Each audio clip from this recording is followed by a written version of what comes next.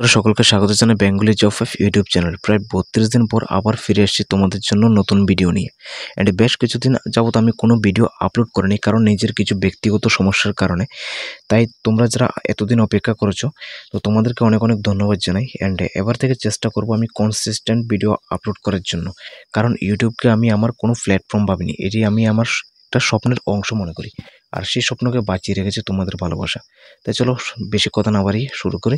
তবে আজকে যে ভিডিওটি নিয়েছি এটি একটি কেন্দ্রীয় সরকারের একটি চাকরির বিজ্ঞপ্তি, যেখানে তোমরা ত্রিপুরা থেকে ইজিলি তোমরা এখানে আবেদন করতে পারবে। তাছাড়া এই নোটিফিকেশনটি ডাউনলোড করার জন্য তোমরা আমাদের হোয়াটসঅ্যাপ গ্রুপ অথবা হোয়াটসঅ্যাপ চ্যানেলে জয়েন হয়ে যেতে পারো, লিঙ্ক এই ভিডিও ডেসক্রিপশনে দেওয়া রয়েছে। তাই বলছি, গতদিন যেভাবে তোমরা আমাদের পাশে ছিলে, অ্যান্ড আবারও যেন তোমাদেরকে পাশে পাই এই কামনাটা রইল। তাই চলো শুরু করা যাক আজকের ভিডিওটি। আজকের এই ভিডিওটিতে আমি আলোচনা করব এসএসসি, এমটিএস এবং হাওলদার নিয়োগ 2025-এর যে নোটিফিকেশানটি রিলিজ হয়েছে সেই নোটিফিকেশানটি সম্পর্কে। তো যারা সরকারি চাকরি খোঁজ করছেন তাদের জন্য এটি একটি দারুণ সুযোগ, অ্যান্ড এই ভিডিওটা সম্পূর্ণ দেখুন। আর যারা এখনও সাবস্ক্রাইব করেননি তারা এখনই সাবস্ক্রাইব করুন। অ্যান্ড চলুন শুরু করা যাক। তো আজকে যে চাকরি সম্বন্ধে ভিডিওটি নিয়ে এসেছি এটি হচ্ছে এসএসসি মানে স্টাফ সিলেকশন কমিশনের আন্ডারে এখানে মাল্টিটাস্কিং স্টাফ মানে এমটিএস অ্যান্ড হাওলদার সিভিক অ্যান্ড সিভিএন পোস্ট এখানে রিক্রুটমেন্ট চলছে, ঠিক আছে।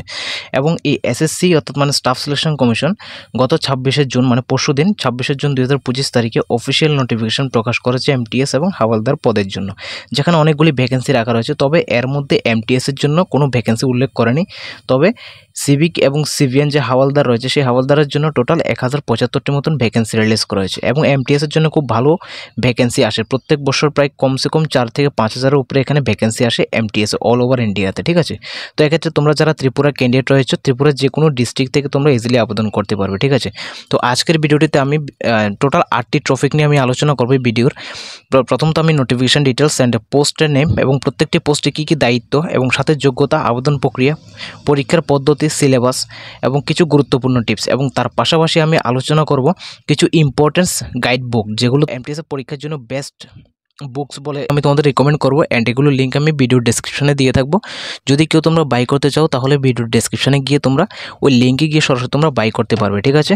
আর এই অফিসিয়াল নোটিফিকেশনটি পাওয়ার জন্য আমাদের যে হোয়াটসঅ্যাপ গ্রুপ এবং হোয়াটসঅ্যাপ চ্যানেল রয়েছে তার লিঙ্ক আমি ভিডিও ডেসক্রিপশনে দিয়ে দেবো। ওই ডেসক্রিপশন থেকে তুমি গ্রুপে গিয়ে তুমি এই নোটিফিকেশনটা ডাউনলোড করতে পারবে, ঠিক আছে। তো চলো শুরু করা যাক।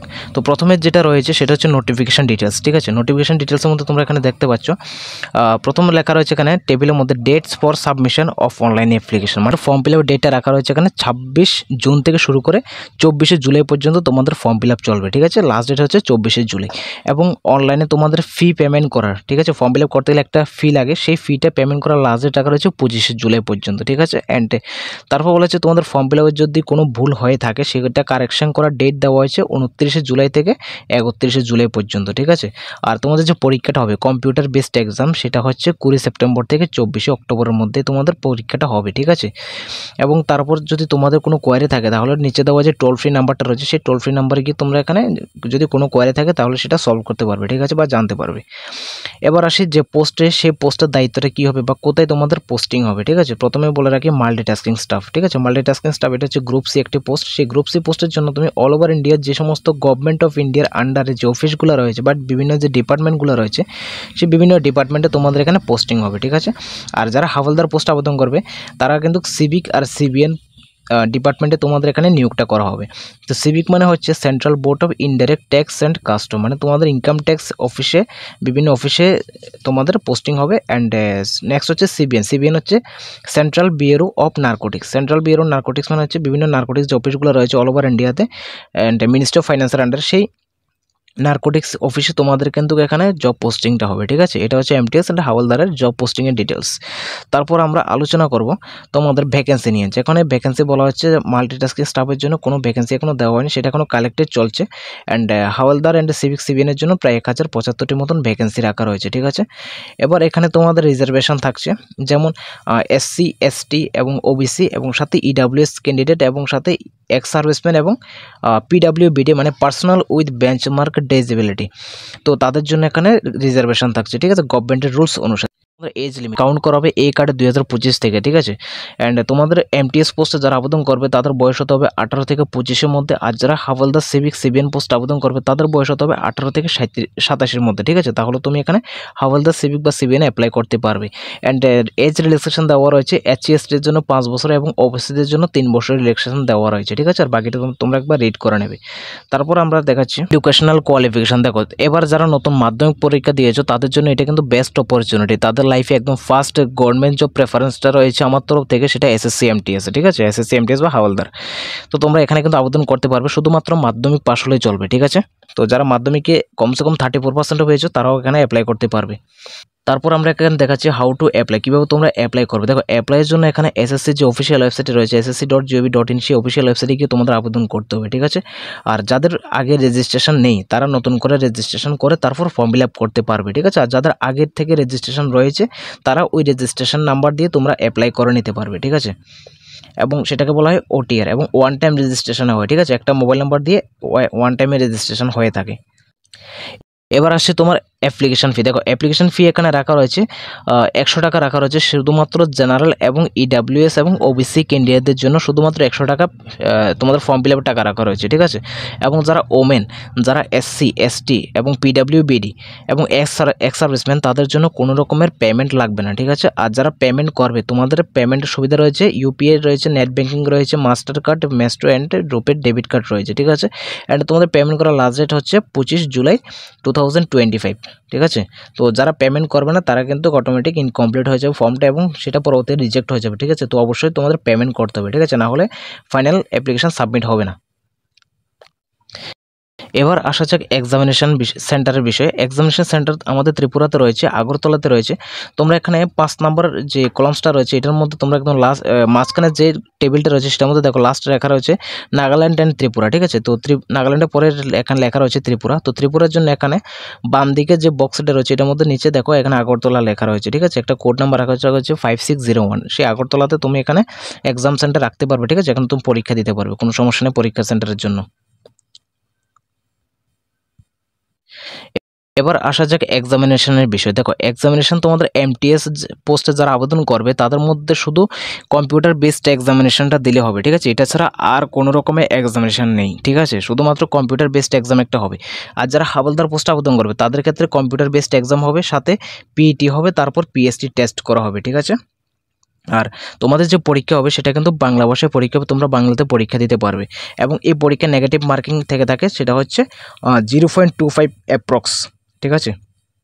তো দেখো পরীক্ষার মধ্যে কি থাকবে, যেমন তোমাদের পরীক্ষাটা হবে যে কম্পিউটার বেসড এক্সামিনেশন, সেই এক্সামটা কিন্তু 2টি সেশনের মধ্যে হবে, ঠিক আছে। ফার্স্ট সেশনে তোমাদের যে সাবজেক্টগুলির উপর পরীক্ষা হবে সেগুলো হচ্ছে numerical and mathematical ability and reasoning ability and problem solving, ঠিক আছে।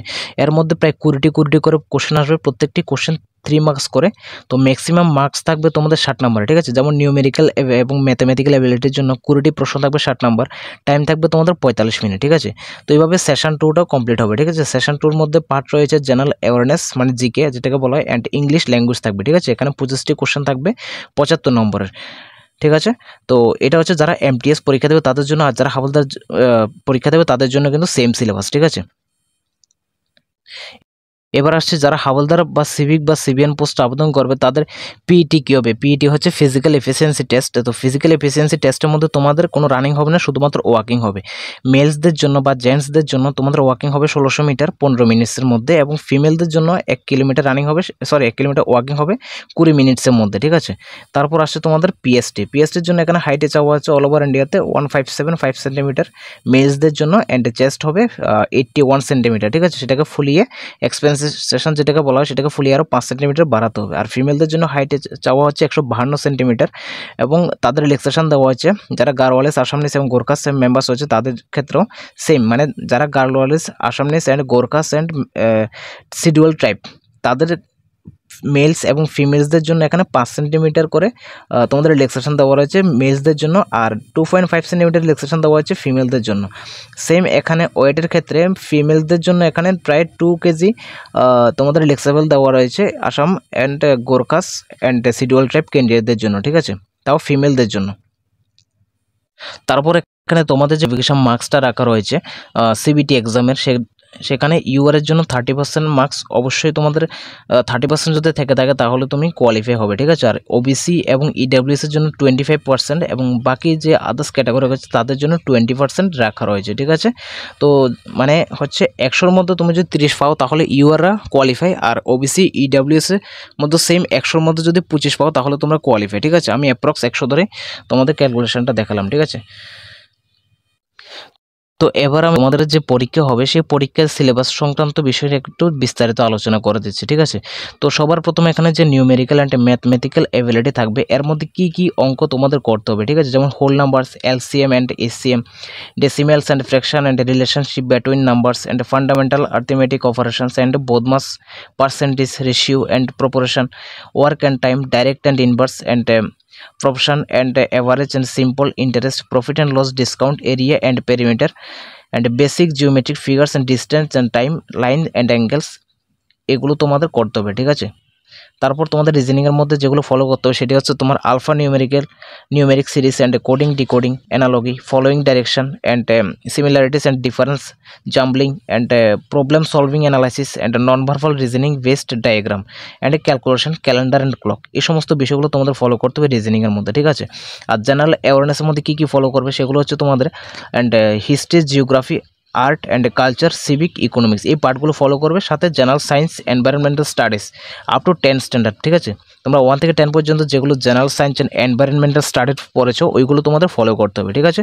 আর ইংলিশ ল্যাঙ্গুয়েজের মধ্যে তোমরা ফলো করবে যেমন vocabulary and grammar, sentence structure and synonyms and antonyms and it's correct uses, এগুলো তোমরা ফলো করবে, ঠিক আছে, গ্রামারের মধ্যে। অথবা তোমরা হিন্দিতে গ্রামার রয়েছে, হিন্দিতে গ্রামার তোমরা ইজিলি আনসার করতে পারবে, ঠিক আছে। ইংলিশ ল্যাঙ্গুয়েজ থেকে যারা হিন্দিতে কমফোর্টেবল তো হিন্দি ল্যাঙ্গুয়েজগুলো একদম খুব ইজিলি হয়ে থাকে, ঠিক আছে। এগুলো হচ্ছে সিলেবাস। তো এই সিলেবাসটা তোমরা দেখতে পারো, অ্যান্ড তার জন্য আমি একটা বুকস তোমাদের আমি প্রোভাইড করছি, সেটা আমি লিঙ্ক ভিডিও ডেসক্রিপশনে দিয়ে দেবো, ঠিক আছে। তো এই ছিল এটিএস এবং হাওলদার নিউ গাইড 2025-এর সম্পূর্ণ গাইড। তো এখন থেকে প্রস্তুতি শুরু করুন, কারণ সময় কম। তো আপনি যদি কোনো প্রশ্ন থাকে আপনার তাহলে আপনি নিচে কমেন্ট করুন, আমি রিপ্লাই দিয়ে দেবো, আমি কমেন্টে রিপ্লাই দিই। অ্যান্ড ভিডিওটি যদি ভালো লাগে তাহলে বন্ধুদের সঙ্গে শেয়ার করুন এবং আমাদের চ্যানেলটি সাবস্ক্রাইব করতে টোটালি ভুলবেন না, ঠিক আছে। তো দেখা হচ্ছে পরবর্তী ভিডিওতে। ধন্যবাদ সবাইকে, জয় হিন্দ।